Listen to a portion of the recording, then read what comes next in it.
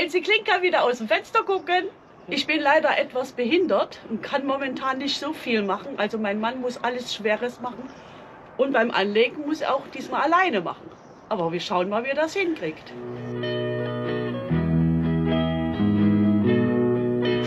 Da ist unser Boot im Wasser. Die Saison könnte eigentlich beginnen. Wir haben jetzt alles eingeräumt, alles ausprobiert. Und ja, jetzt warten wir auf den Kappenmacher. Das ist das Leid, wenn man so weit weg wohnt. Ja, wir tanken jetzt Wasser. Ein Stück der hinteren Kappe fehlt noch.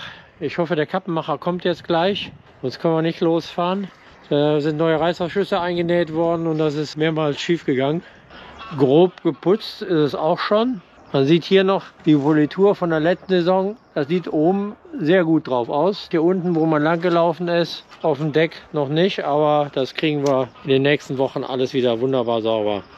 Der neue eingebaute Wasserhahn tropft auch noch. Müssen wir auch noch gleich abdichten. Ohne dichten Wasserhahn können wir nicht fahren, sonst verlieren wir den ganzen Wasserdruck.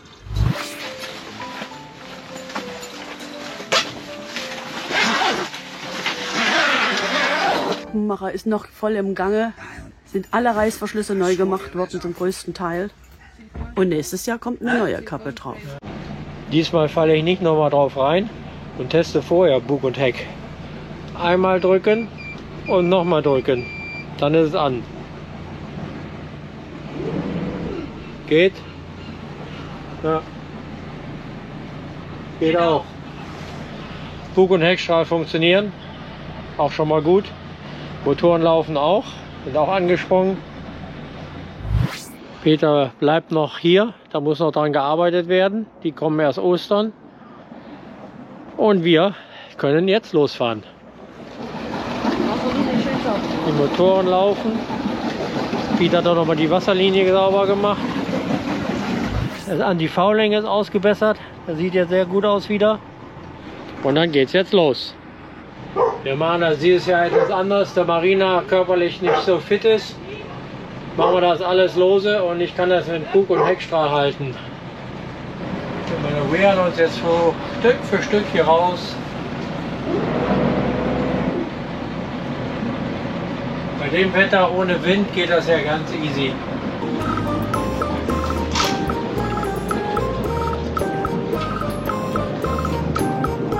Der Jürgen dreht wieder auf dem Teller. Oh, wir haben schon wieder gedreht und auf geht's zu neuen Ufern. Wir wollen heute wahrscheinlich nur bis Lemmer fahren, so wie es aussieht. Und morgen früh dann, wenn es doch schönes Wetter ist und Windstille, übers Eiselmeer.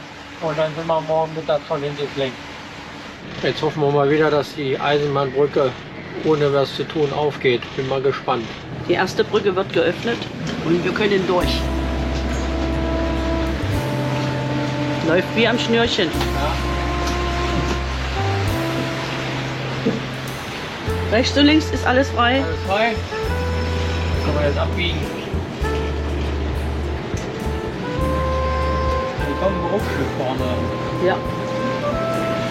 So, ja, die wichtigste Brücke haben wir eigentlich genommen. Durch den vielen Regen steht hier alles noch ganz schön unter Wasser. Der Wasserstand ist immer noch sehr hoch. Bei unserer Überfahrt sitze ich auch die meiste Zeit mit am Steuer, weil ich halt nicht so viel rumturnen kann. Und jetzt muss ich ja mal links einbiegen. Da vorne ist alles frei, niemand kommt. Dann kann ich abbiegen.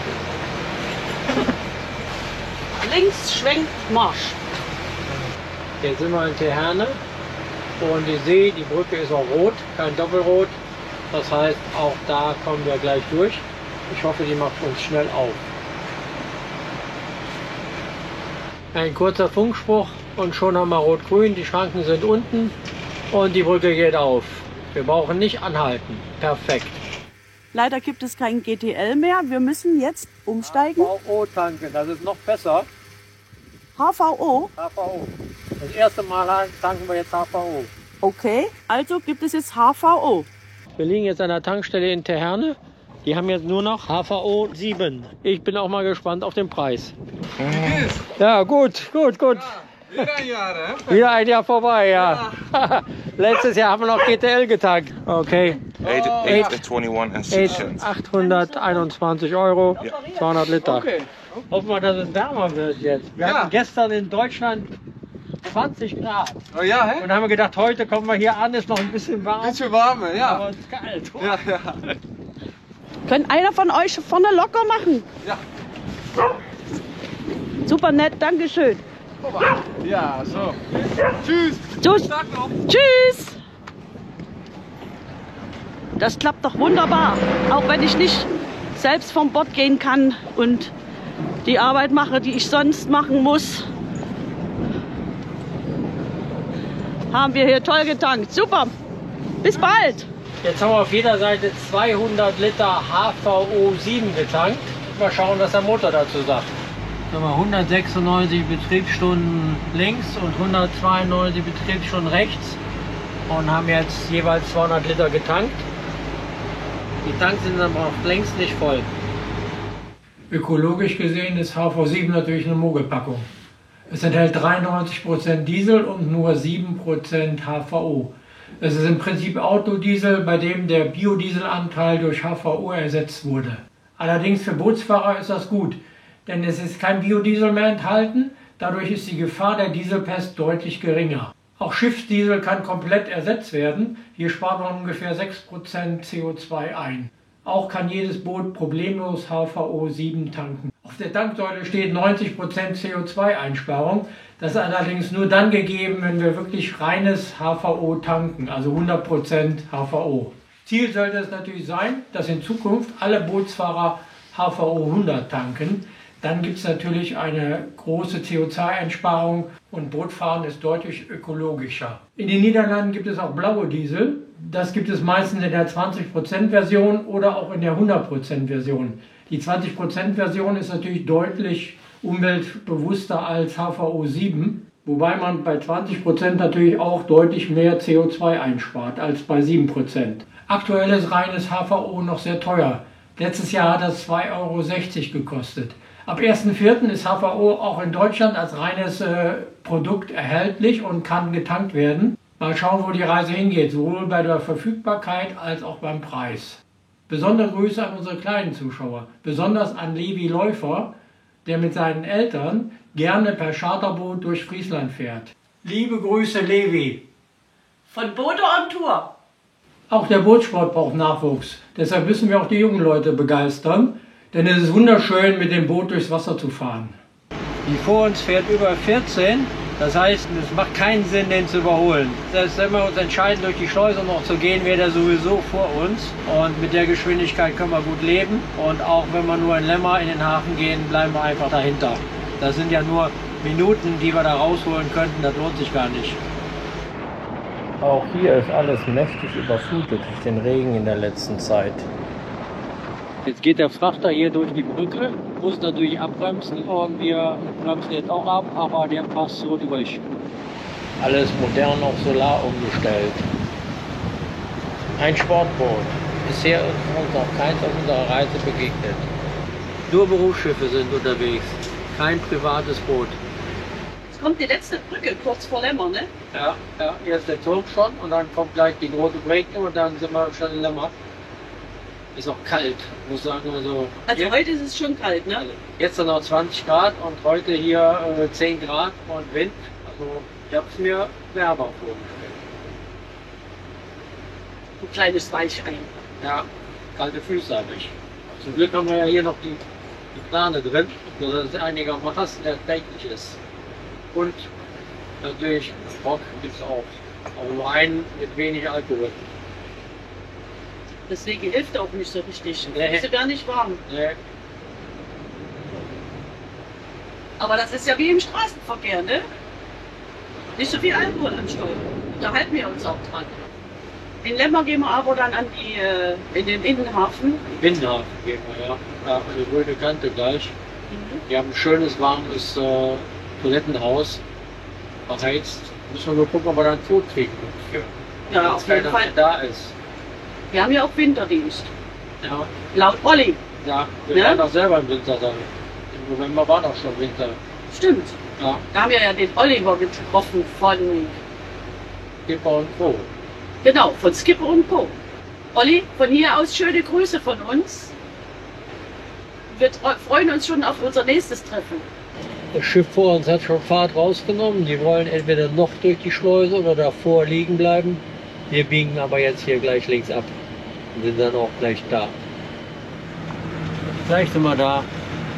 Da hinten sieht man schon den Binnenhafen. Ja, wir gehen jetzt hier langsam ran.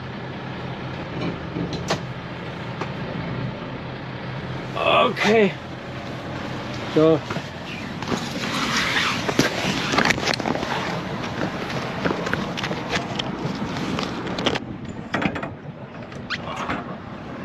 Ich mache jetzt hier die Mittelleinentechnik. Ja, ich kann leider nicht vom Bord springen. Und ich kann ja auch noch das Boot ranholen, wenn ich will.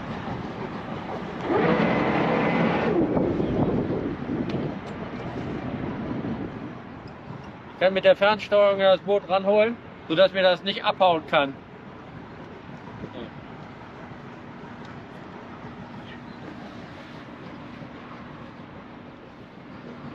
Ja, der Meister muss es mal alles alleine machen. Und gleich noch die Leine, die kurze Leine hier unten. Okay. Ja, jetzt haben wir doch den gleichen Platz wie letztes Jahr. Und wir gehen jetzt mal zum Hafenmeister, mal gucken, ob noch einer da ist. Ja, gleich am Hafen steht eine schöne Gobbi, 3,75 von Michael. Mein Arbeitskollege hatte so ein Boot auch mal gehabt. Schönes Schiff. Und weiter geht's. Ich bin echt überrascht, wie viele Wohnmobile hier stehen, die alle mit ihren Wohnmobilen kommen und Lämmer besuchen wollen. Am Meldesteiger haben wir uns nicht getraut. Es gab schon mal Ärger mit dem Hafenmeister. Deshalb stehen wir jetzt gleich immer da hinten. Dann müssen wir nicht mehr umlegen. Obwohl niemand mehr kommen wird heute. Ist natürlich keiner da. Müssen wir telefonieren. Ja, hier wird gebaut. Die ganze Steganlage hier ist neu. Zwar noch nicht fertig, aber nagelneu. Die Poller sehen auch alle nagelneu aus. Hier tut sich einiges. Das sind Schwimmstege, da muss man sich auch so langsam an den Wasserstand anpassen, der mal hoch und runter gehen kann. Ja, ansonsten haben wir ja das Problem im Winter schon gehabt, dass teilweise Stege überflutet wurden.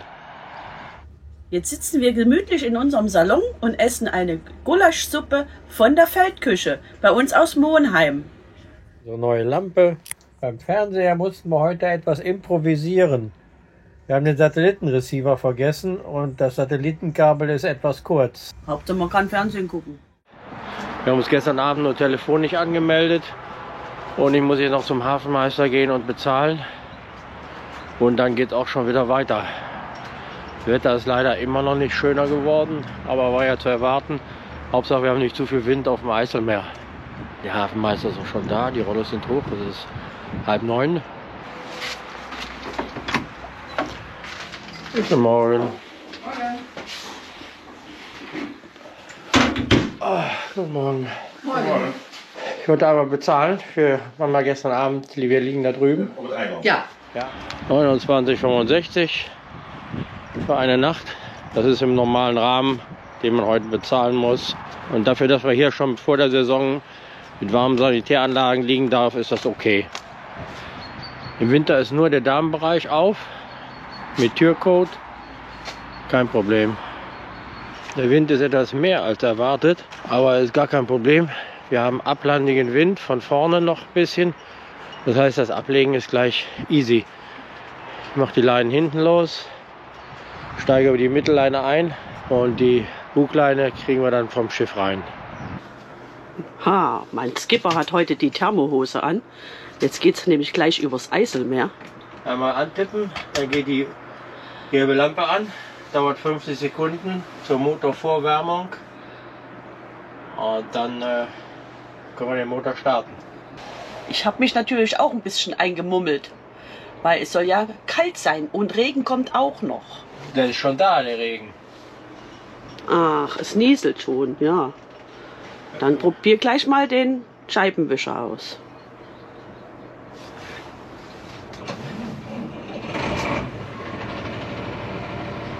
Erste Maschine läuft. Zweite Maschine läuft.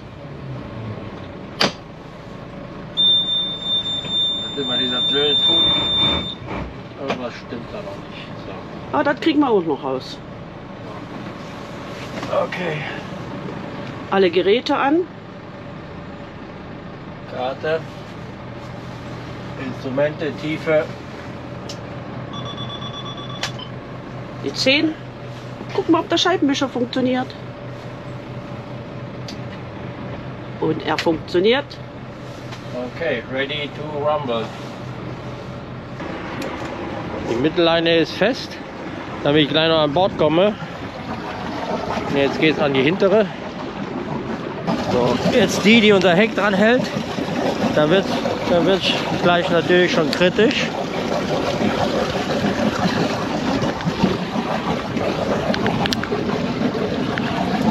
So.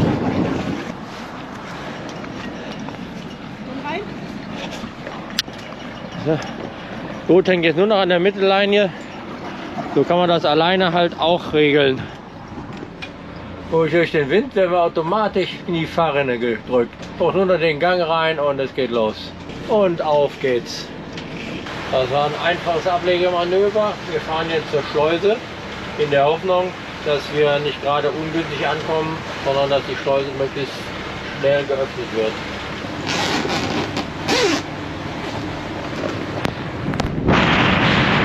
Der Wind lässt nichts Gutes erahnen.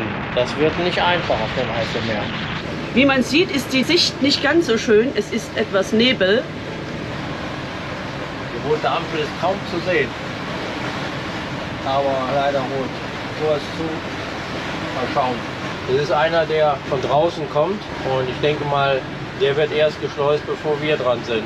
Der hier. Und dann erst kommen wir dran. Das heißt, wir müssen an der Seite erstmal anlegen und sicherlich eine ganze Weile warten. Von unserer Seite kommt auch ein Frachter. Das ist ein gutes Zeichen. Dann werden wir auf jeden Fall geschleust. Unten aus dem Ballon kommt die schöne warme Luft und durch die Plane, die wir hier hinten haben, bleibt die Luft am Fahrstand und hier ist es eigentlich kuschelig warm, obwohl es draußen kalt ist. Das ist sehr angenehm. Der Frachter ist kaum drin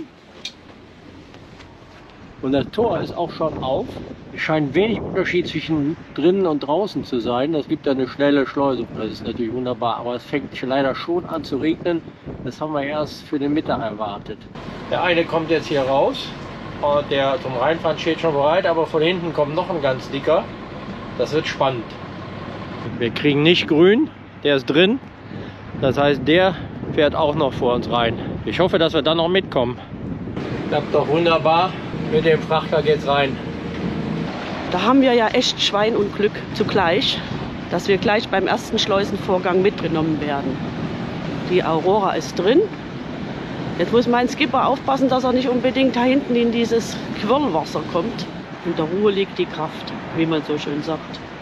Es musste keine Brücke geöffnet werden. Die können ja ihre Fahrerhäuser runterfahren und dann braucht man nicht öffnen.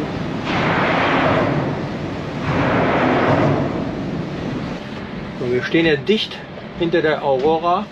Das Schleusentor geht auch schon zu. Ich habe natürlich die Kopfhörer auf, um mit Marina zu kommunizieren. Das ist hier wieder die Schleuse, wo die Fender nichts nutzen und wir quasi an der Holzkante liegen.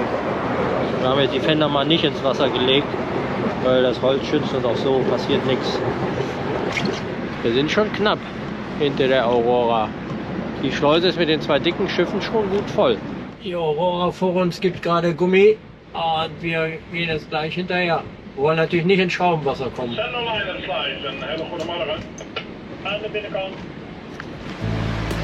Und wir sind raus aus der Schleuse. Ja, mit den hinteren Fender noch rein.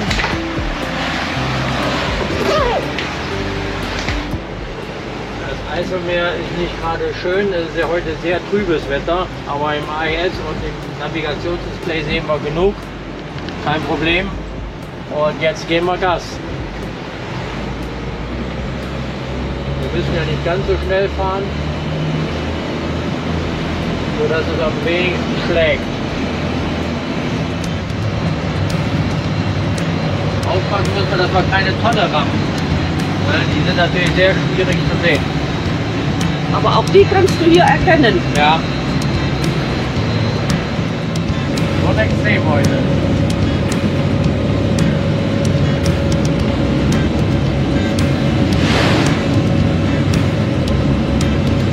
Wow!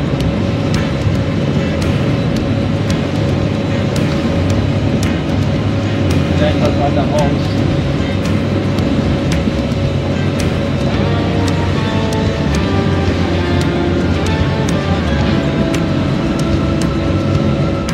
Es ist schon sehr, sehr, sehr holprig. Dem ist die Welle schräg von der Seite. Das ist leider auf dem Eiselmeer immer die blöde Windrichtung. Damit auch blöde Wellen. Fall nicht vom Stuhl! Ich mache das Ganze im Stehen. Sitzen ist momentan noch nicht meins. Und immer wieder kommt die Gicht drüber. Da wird das Boot geputzt. Ab und zu ist mal eine dicke Welle dabei.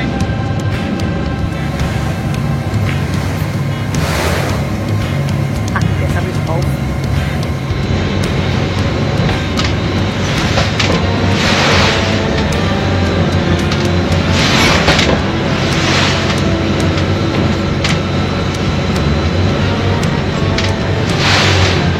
Schlimm war es auf dem Eiselberg schon lange nicht mehr. Aber das ist Stromwetter. Das Boot kann das. Ja, aber ob ich das noch lange durchhalte? Wir haben ja hier den Lappen reingehängt. Man sieht nichts ringsrum. Um einigermaßen gerade zu fahren, kann man sich natürlich auf dem Kompasskurs auch richten.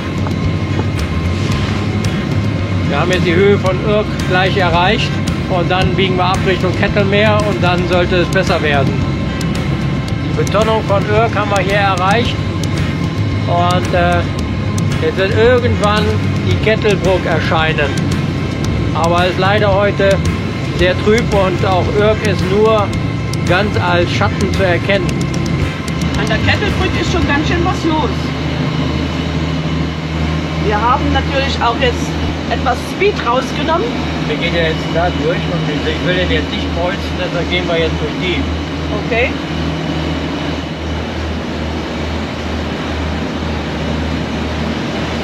Ja, das ist aber jetzt übertrieben, das ist schon vorbei. Ja, aber wir sind ja jetzt gleich durch die Kettelbrücke durch und dann wird es ruhiger. Dann haben wir alles überstanden. Ist der Spaß vorbei. Ja. Ja, auf dem Kettelmeer kann man auch noch mal ein bisschen schnell fahren.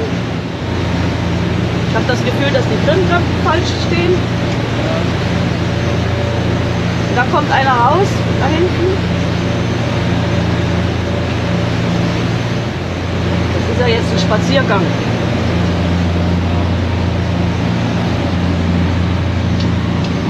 Dann wir wieder mal anschauen.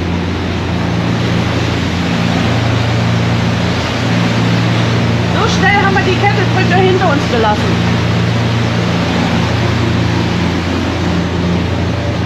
Jetzt sind wir wieder mit 43 mit Marschfahrt unterwegs. Hier ist ja wieder fast der Spiegel. So macht das schon viel mehr Spaß. Kettelmeer ist immer gut.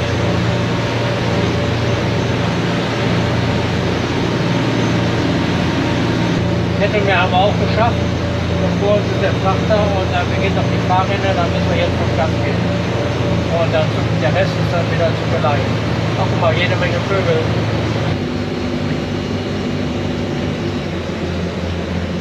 Das Schlimmste haben wir gut überstanden. Jetzt gibt es gleich Frühstück und dann sind wir vielleicht in 2-3 Stunden in den Weg. Nach der Überfahrt vom Eiselmeer gibt es jetzt erstmal Frühstück, obwohl es jetzt schon Mittag ist. Wir überholen jetzt den Frachter. Ich kann ja am AIS genau sehen, wie schnell er fährt und kann daher gut abschätzen, ob wir den noch überholen können oder nicht. Die AIS-Überwindung ist geschafft. Jetzt geht es Richtung Belugemeer. Die Brückendurchfahrt ist komplett fertig. Von der alten Roggebrootschleuse sieht man nichts mehr. Für den heutigen Tag ist das jetzt die letzte Schleuse, die wir nehmen. Die neue Rewe-Schleuse. Na, wir hatten uns angemeldet und er hat uns Bescheid gesagt, dass er die Schleuse für uns fertig macht. Jetzt ist grün und jetzt können wir reinfahren. Das ist natürlich Luxus pur. Kein Boot fährt mit uns. Wir sind ganz alleine heute auf dem Wasser. Und wie immer bei Regen, ich habe immer die Arschkarte. So schnell wie wir rein sind, können wir auch direkt wieder raus. Na, grün. Klappte wunderbar. Ganz schnell wieder rein ins Warme. Ist schon ganz schön kalt. Hier kommt uns doch tatsächlich mal ein Frachter entgegen. Die Elburger Brücke, aktuell für Autos gesperrt, aber so kommt hier durch. Da geht es nach Elburg rein. Unser Heimathafen ist in Sicht. Die Klink. Bei heute nicht so schönem Wetter kommen wir hier an. Und ihr wisst ja alle, wo unser Liegeplatz ist. Immer geradeaus. Die Meerlein, die liegt schon. Frank und Claudia. Und ich bereite mich langsam aufs Anlegen vor. Wir liegen glücklich wieder in der Klink. Wegen dem Sauwetter und dem frühen Saisonstart ist kein Empfangskomitee hier. Wir mussten also diesmal komplett alleine anlegen, aber das ist ja auch kein Problem. Das ganze letzte Stück, nur Nieselregen, das war nicht so schön. Nächste Woche Ostern können wir dann in Ruhe gucken, wie sich der Hafen füllt und sind ganz entspannt hier.